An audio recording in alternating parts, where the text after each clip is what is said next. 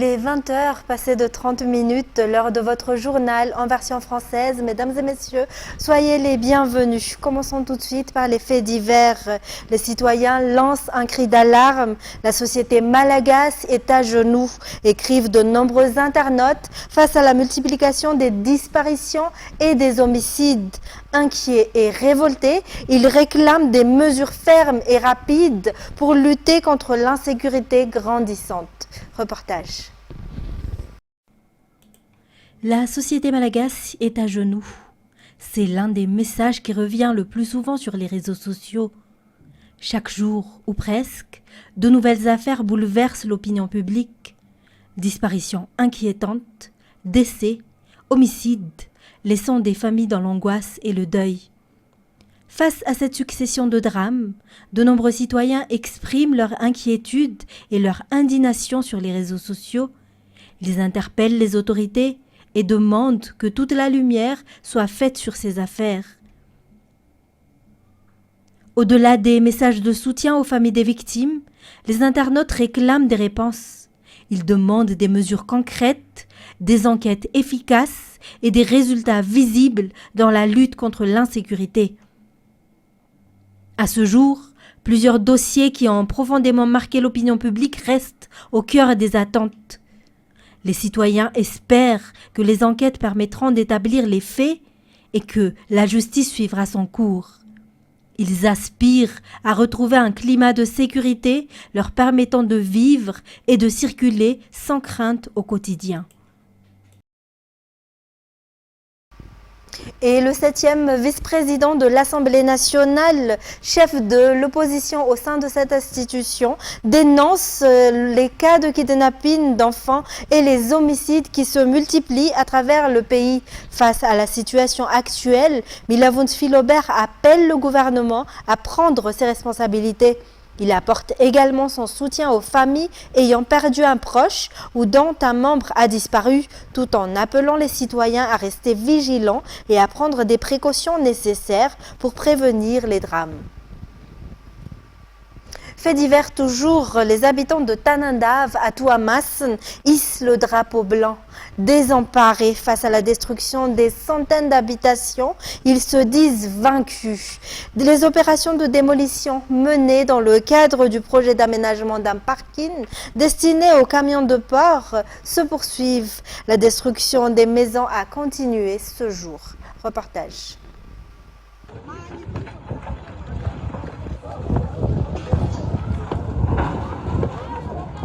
Ces images ne datent ni des dégâts laissés par le récent passage du cyclone Gezani à Tuamasin, ni d'un pays en guerre. Elles ont été tournées hier à Tanandav, dans le 2e arrondissement de Tuamasin. Des centaines d'habitations ont été entièrement détruites. Les pertes sont estimées à plusieurs milliards d'ariars. Derrière ces chiffres, ce sont des vies, des moyens de subsistance, des rêves et des années d'efforts qui se sont effondrés en seulement quelques jours. À la fin de l'année 2025, une décision de justice a reconnu que le terrain sur lequel étaient construites ces habitations appartenait à la SPAT. Les autorités ont alors engagé les opérations de démolition afin de mettre en œuvre le projet d'extension de l'aire de stationnement des camions desservant le port.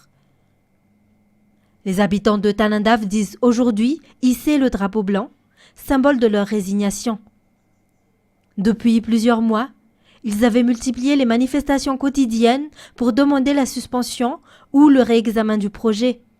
Ils avaient également proposé d'identifier un autre terrain pour accueillir le futur parking. Mais leurs appels sont restés sans effet. Selon les témoignages recueillis, beaucoup se disent aujourd'hui vaincus, profondément déçus et pour certains, désormais sans abri.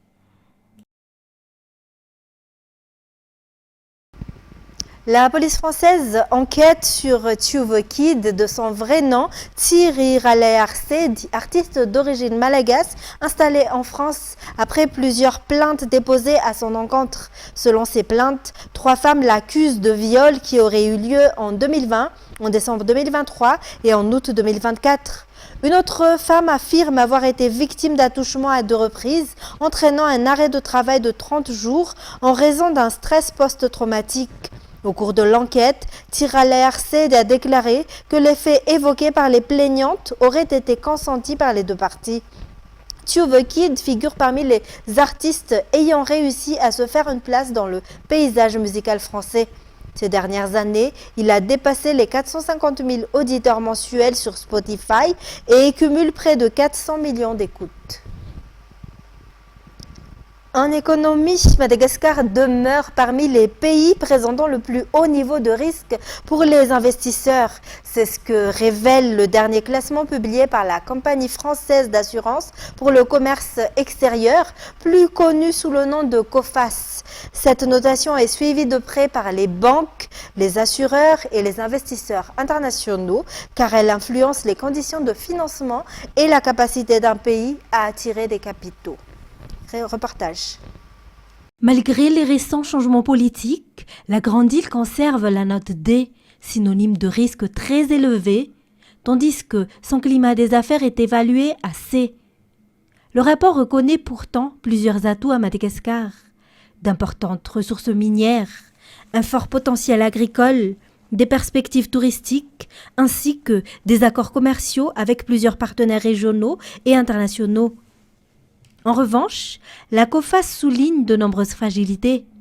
L'instabilité politique, la corruption, la faiblesse des infrastructures, la pauvreté persistante, la dépendance à l'aide extérieure et la vulnérabilité aux aléas climatiques. Le récent changement de pouvoir figure également parmi les éléments ayant pesé sur cette évaluation. Madagascar figure parmi les pays présentant des fragilités en matière de climat des affaires selon cette évaluation. Pour les opérateurs économiques, plusieurs difficultés persistent, notamment l'accès au marché, les conditions de concurrence et le manque d'incitation pour les investisseurs. Reportage sur les images de Yves Janel. L'amélioration des conditions d'implantation des entreprises est considérée comme une première étape pour attirer davantage d'investissements à Madagascar. Selon cet opérateur économique, de nombreux obstacles sont encore rencontrés par les investisseurs lorsqu'ils souhaitent créer ou développer leurs activités dans le pays. Pour lui, restaurer la confiance des investisseurs est essentiel pour relancer les investissements à Madagascar. Les opérateurs ont besoin d'un environnement plus stable, sécurisé et offrant davantage de garanties. Face à cette situation, cet opérateur appelle à la mise en place de mesures facilitant l'entrepreneuriat, notamment sur le plan fiscal, ainsi qu'à un meilleur accompagnement des entreprises qui souhaitent s'implanter dans le pays. Au-delà des enjeux économiques, cet opérateur estime que le développement des investissements pourrait également contribuer à réduire le chômage et, par conséquent, l'insécurité. Et à partir du 1er août prochain, les demandes de visa pour les États-Unis ne seront plus traitées à Madagascar. Les citoyens intéressés devront désormais effectuer leurs démarches auprès de l'ambassade américaine à Johannesburg, en Afrique du Sud. Une décision prise par les autorités américaines qui aura un impact direct sur les coûts et les contraintes liées à l'obtention d'un visa pour les Malagasy ayant besoin de se rendre aux États-Unis. Reportage. Madagascar figure parmi les 20 pays africains concernés par la réorganisation du système consulaire américain. À compter du 1er août 2026, l'ambassade des États-Unis à Antananarivo ne recevra ni ne traitera plus les demandes de visa. Le traitement des dossiers sera transféré à Johannesburg, en Afrique du Sud. Cette nouvelle procédure implique que les demandeurs malagasy devront se déplacer à l'étranger pour leurs démarches. Ils devront également prévoir les formalités nécessaires pour leur séjour en Afrique du Sud, notamment les frais de transport, l'hébergement, ainsi que les dépenses liées à toute la procédure. Tous les types de visas sont concernés par ce nouveau dispositif. Visa touristique, visa d'affaires, visa d'études, visa de travail, ainsi que les demandes d'immigration ou de regroupement familial. Selon les explications du département d'État américain, Cette décision s'inscrit dans une réforme visant à renforcer la coordination des services consulaires américains en Afrique. Et parlons de climat à présent, la Direction générale de la météorologie alerte sur un risque de forte houle le long de plusieurs côtes de Madagascar. Les côtes du centre-ouest, du sud-ouest, du sud et du sud-est sont concernées en raison de la houle australe en provenance du sud et du sud-ouest. Une vigilance verte est en vigueur sur le littoral allant de Murumbe à Tolagnar. Selon les prévisions, la hauteur des vagues pourrait atteindre entre 2,5 et 3,5 mètres sur les côtes du centre-ouest. Sur les côtes du sud-ouest, du sud et du sud-est, les vagues pourraient atteindre jusqu'à 5 mètres par moment. Cette vigilance entrera en vigueur à partir du samedi 25 juillet. Ces conditions pourraient perturber la navigation maritime et représenter un danger pour les usagers de la mer.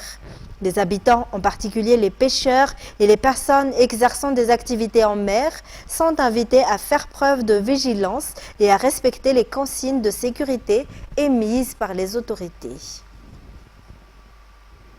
Poursuivant par les actualités internationales, Oleksandr Syrski n'est plus à la tête des forces armées ukrainiennes, a annoncé le président ukrainien. Considéré comme un général trop vieux jeu et insensible aux pertes humaines sur le front, des manifestants réclamaient son départ depuis plusieurs jours dans les rues du pays. France 24. Après 6 jours de manifestations, la rue aura finalement gagné. Volodymyr Zelensky annonce le limogeage d'Oleksandr Syrski. J'ai décidé que le nouveau commandant en chef des forces armées d'Ukraine serait Mikhailo Drapati. En poste à la tête de l'armée ukrainienne depuis février 2024, Oleksandr Syrski était très décrié pour son style de commandement centralisé, hérité de la doctrine soviétique. Après le limogeage du ministre de la Défense Mikhailo Fedorov le 15 juillet dernier sur fond de désaccord sur la conduite des opérations militaires, des manifestants se sont réunis dans plusieurs grandes villes ukrainiennes pour réclamer son départ. Bien qu'Oleksandr Syrski ait mené certaines des opérations les plus glorieuses de l'armée ukrainienne, comme la défense de Kiev en 2022, ce général de 60 ans était considéré comme représentant la vieille garde des forces armées et une stratégie militaire dépassée. Face à lui, une nouvelle génération de soldats plaidait pour une conduite de la guerre, privilégiant les outils technologiques. Autre critique, pour beaucoup d'Ukrainiens, Oleksandr Syrski n'avait pas beaucoup de considération pour les pertes humaines, ce qui lui valait le surnom de boucher. Nous sommes confrontés à des gens qui traitent les autres comme de la viande et se comportent envers eux de la même manière. Quand le président fait un choix comme celui-là, ça me rend un peu triste. C'est pour ça que je suis là. C'est pour ça que je veux voter en faveur de la numérisation de notre armée. Le très populaire Mikhailo Drapati, 43 ans, jusqu'ici à la tête des forces terrestres, prend donc du galon en devenant commandant en chef des forces armées. Par ailleurs, Volodymyr Zelensky a annoncé avoir proposé à Mikhailo Fedorov de superviser le développement technologique de l'État, sans préciser s'il avait accepté. L'ancien ministre de la Défense a assuré que ce limogeage représentait un nouvel espoir dans le combat contre la Russie. 2 sapeurs-pompiers sont morts en luttant contre un incendie. Ils se trouvaient à bord d'un camion-citerne qui s'est retrouvé piégé par des flammes. France 24. Un immense brasier, juste à côté de l'aéroport de Bordeaux-Mérignac. Le feu s'est déclaré en début d'après-midi. Il s'est propagé à une vitesse folle. Oh, le ressenti! Oh, mais c'est un truc de malade! La puissance des flammes et l'immense nuage de fumée visible à des centaines de mètres à la ronde, qui accompagne également les voyageurs à leur descente de l'avion. À 14h10, l'alerte est donnée, les pompiers de Saint-Médard-en-Jalles arrivent parmi les premiers. Un de leurs camions se retrouve piégé, entouré par les flammes. 2 pompiers professionnels meurent. Il semblerait qu'effectivement c'était pendant les premières minutes de la phase d'attaque, puisqu'il s'agit des premières unités qui sont arrivées sur les lieux.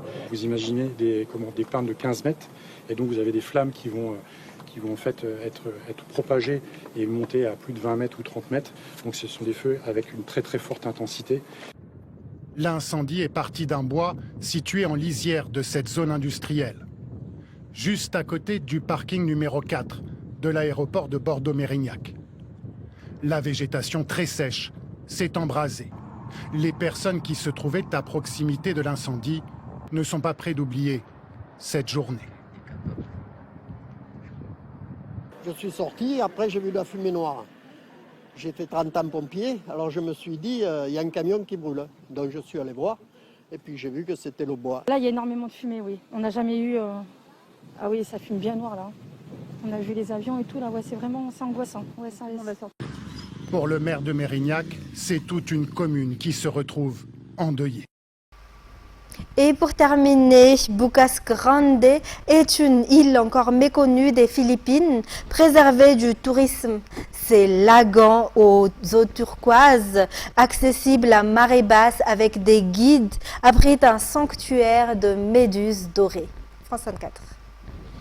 Un labyrinthe de petits lagons, des couleurs vives, une végétation luxuriante et surtout une eau transparente.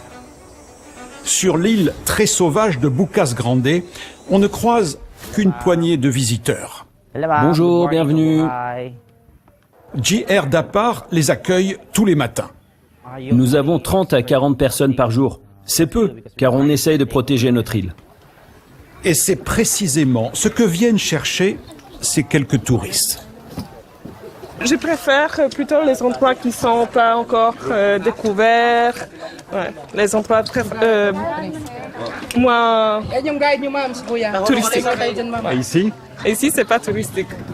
L'image carte postale d'une destination méconnue. 7000 vacanciers étrangers en 2025, c'est très peu. Car pour pénétrer dans les criques, on accède aux criques de Sohoton. Ce n'est pas si simple. Ici, c'est la seule entrée et la seule sortie. On passe uniquement à marée basse. Le passage mesure 45 mètres de long. Au bout de ce mini-tunnel, apparaît alors un environnement singulier. Des bassins d'eau de mer où flottent des méduses. Il y en a des dizaines de milliers. C'est notre attraction principale. C'est comme une baignoire remplie de méduses. Ce n'est pas dangereux. Alors, nous allons voir. Une baignade au milieu des méduses. Elles sont non urticantes, ne piquent pas donc. Les baigneurs n'en reviennent pas.